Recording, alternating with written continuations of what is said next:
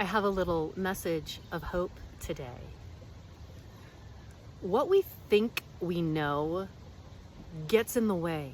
I've been really surprised that in walking away from the Western medical industry, I was able to heal.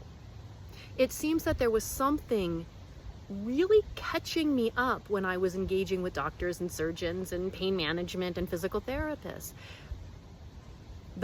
As I broke away and started opening my heart, I started listening to my intuition and doing all of the things that I'm sharing with you. I started to release deep shadows and repressed emotions. And I began to think psychologically, not physically. See, this whole time I've been trying to solve a physical problem the doctors told me I had in my body. But what if that was just their way of looking at things? They didn't look at me as a unit, as a mind-body system. They looked at a spine and said, this thing right here is the issue. As I turned away from that and I started to look to my emotions, to my inner processes, the way that I'm thinking about my life, the way I'm thinking about the pain that I had been feeling, as I started to examine those things and release, change, and shift what I was doing, I started to feel better. The pain was being released from my body. I wasn't fixing a physical problem, but rather releasing all of these blockages, constrictions, and limitations that I had been putting on myself because of my inner processes. Our inner processes are contributing to our health far more than we have been conditioned to believe. If we believe we can solve our own health issues, how will the medical industry continue? And I'm not saying they're not useful. I'm saying when I shifted, I healed.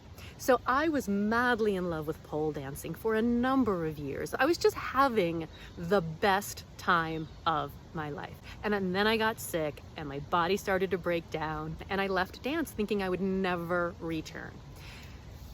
Well, life is really interesting, and I woke up a week ago with immense back pain. It hurt to move, it hurt to stand, everything just hurt. I did the things I knew to do, but it persisted. So my mind is telling me, you're never gonna dance again. And I was believing it. But serendipity and intuition combined to deliver me the most delightful experience this week.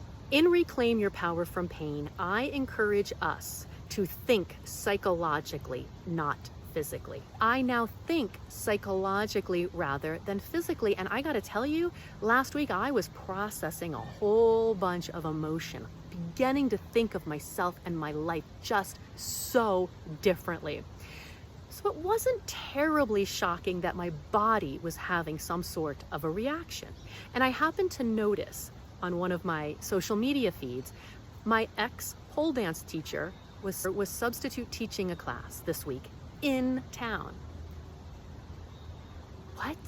She hasn't taught in years. I haven't danced in years. I could hear the programming. I could hear the mind. You can't dance now. You're too injured. Are you kidding me? You're back. You're in so much pain. And I just sat with it. And the next morning, I realized I was super excited to go to dance class. The mind was telling me no. It was shouting no. It was a hard no.